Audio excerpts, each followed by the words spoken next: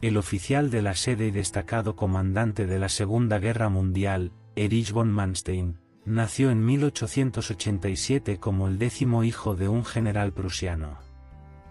Su nombre original era Erich von Lewinsky, pero cuando fue adoptado por su tía, tomó el apellido de su tío, quien también era comandante.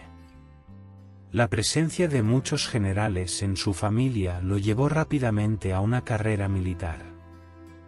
Después de estudiar en varias escuelas militares del país, Manstein fue enviado a la Academia Militar Prusiana en 1913. Aunque se suponía que su educación aquí duraría 3 años, cuando completó el primer año de su formación, estalló la Primera Guerra Mundial. La educación de Manstein, que se interrumpió, fue designada como oficial de Estado Mayor en el 52º Regimiento de Infantería de Reserva. Sirvió en varios cuarteles generales en muchos frentes durante la guerra y fue ascendido al rango de capitán. A pesar de tener un rango para liderar tropas, el servicio constante en cuarteles generales pudo haber dificultado que estuviera en primera línea. Sin embargo, esta situación le brindó la oportunidad de aprender de primera mano cómo planificar y ejecutar operaciones ofensivas. Estas experiencias sentaron las bases para dar forma a la carrera de Manstein. Después de 4 años de guerra, las potencias centrales, lideradas por Alemania, no lograron salir victoriosas contra las potencias aliadas y aceptaron la derrota. Con la calma de las aguas, se firmó el Tratado de Versalles. Alemania enfrentó tiempos difíciles a partir de entonces. El Tratado de Versalles preveía limitaciones en todos los aspectos para Alemania, y una de esas restricciones era el tamaño del ejército y el número de oficiales. El ejército, que albergaba a más de 40,000 oficiales antes de la Gran Guerra, ahora tendría que conformarse con solo 4,000 oficiales. Erich von Manstein, como oficial talentoso e inteligente, se convirtió en uno de los pocos soldados capacitados durante este periodo. Los alemanes no cumplieron con las limitaciones impuestas por el Tratado de Versalles y continuaron con sus organizaciones militares clandestinamente. En este punto, Manstein comenzó a integrarse gradualmente en el grupo de expertos del ejército. Recibió educación en historia militar y tácticas hasta 1920.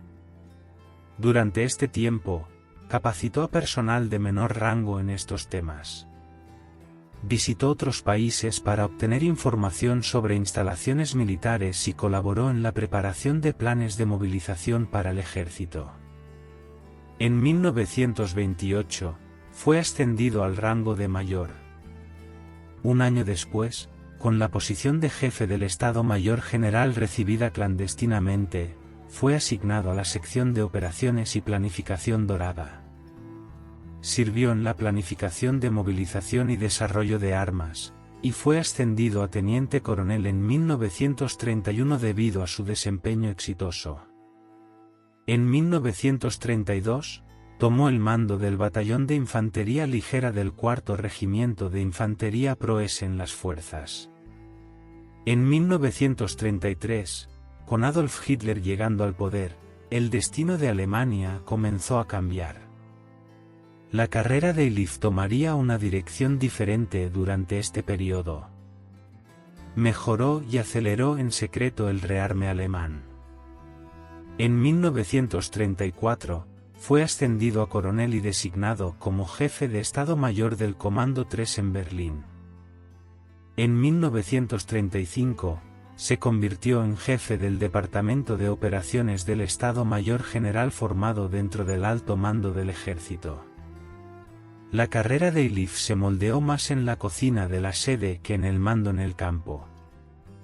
En lugar de dirigir un mando de campo con tanques en la cima, era un oficial profesional que elaboraba planes, organizaba grandes unidades y desarrollaba teorías militares.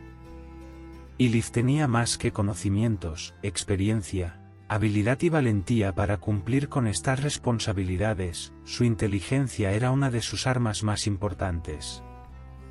Como defensor de la guerra de maniobras móviles, creía en operaciones audaces centradas en eliminar a los oponentes en el primer movimiento. Al mismo tiempo, destacaba por su capacidad para encontrar soluciones simples y efectivas a situaciones militares complejas. Durante su tiempo en Berlín, entró en contacto con Truth y el experto Angisigude, quienes abogaban por cambios radicales en la guerra y enfatizaban el papel de los tanques. Comprendió la importancia de las unidades motorizadas, pero estaba en disputa sobre un nuevo punto en tácticas. Durante este periodo, tenía una sugerencia alternativa a la idea que enfatizaba la importancia e independencia de las divisiones blindadas en la Operación Relámpago.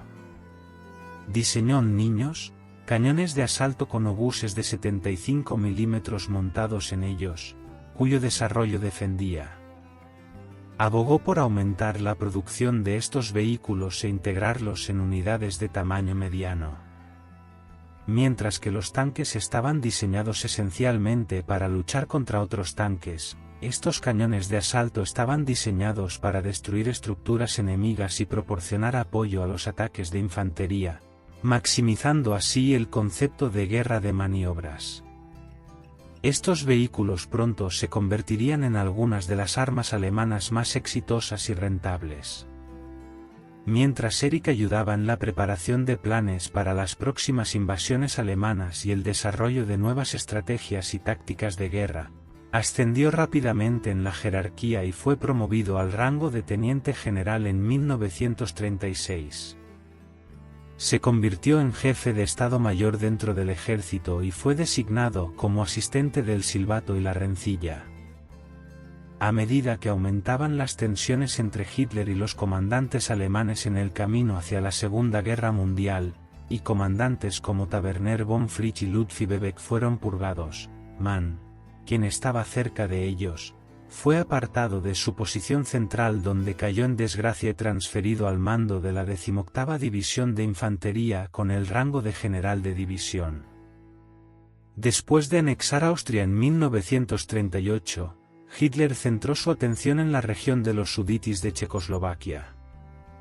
Cuando esta región fue entregada a los alemanes con el Acuerdo de Múnich, la 18ª División de Infantería bajo Mayfren también participó en la ocupación. Mayfren fue nombrado jefe de Estado Mayor del Grupo de Ejércitos del Sur bajo el mando de Führer, para la invasión de Polonia. Fue responsable de la organización de las 8ª, 10ª y 14ª Armadas durante la invasión de Polonia en 1939 y tuvo la oportunidad de observar de cerca la campaña Relámpago. La rendición de Polonia puso fin rápidamente a este frente para los alemanes, pero esta iniciativa preparó el escenario para el comienzo de la Segunda Guerra Mundial. Inmediatamente después de esta campaña, Illich lo envió a la sede de Tet cerca de la frontera francesa. Los alemanes habían preparado un plan de contingencia para el nuevo frente, pensando que Francia e Inglaterra no les declararían la guerra por Polonia, pero estos dos estados entraron rápidamente en escena. Sin embargo, no había un plan establecido. Illich, el jefe de Estado Mayor del Ejército, revisó el plan utilizado en la Primera Guerra Mundial y lo presentó a Hitler, pero Hitler no quedó satisfecho con él. Estaba buscando algo diferente, no podían encontrar diseños para los estados. Desarrolló un plan basado en la guerra de maniobras, cruzando aproximadamente las Ardenas con unidades blindadas y planeando la separación y el cerco de las fuerzas aliadas. Compartió esta idea con su subordinado experto en tanques y recibió apoyo secreto de él. Luchó por explicar este plan a Hitler, pero el general Holder lo bloqueó repetidamente. Holder incluso lo envió lejos de la región nombrándolo al mando del 38º Cuerpo. Sin embargo, persistió, con la ayuda de conocidos de alto rango, logró hacer que su voz fuera escuchada por Hitler. En febrero de 1940, Hitler revisó y aprobó su plan. Los alemanes implementaron el plan estilo Maní para invadir Francia, y la operación comenzó en mayo de 1940. Su plan, que él mismo diseñó, no se implementó completamente, pero funcionó sin problemas, y los alemanes llegaron al Canal de la Mancha, derrotando a las fuerzas francesas y británicas.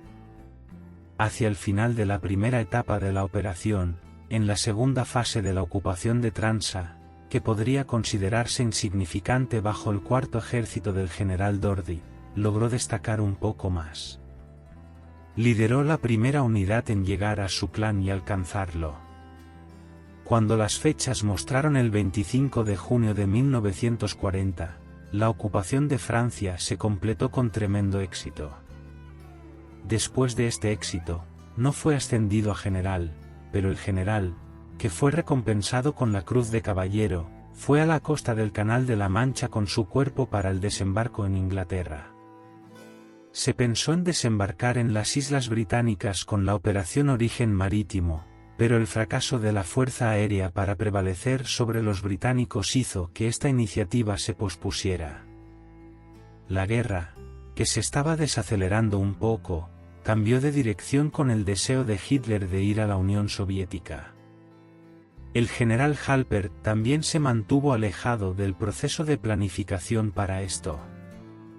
Justo antes del movimiento en marzo de 1941, fue nombrado al mando del 56º Cuerpo Motorizado ubicado en el grupo del norte del ejército del líder von Levin. Su objetivo era destruir las fuerzas soviéticas en los países bálticos y llegar a Leningrado lo antes posible. La Operación Barbarroja comenzó el 22 de junio de 1941 con un gran ataque alemán a lo largo de todo el frente. El general enfrentó dificultades en la operación de avance de 12 semanas.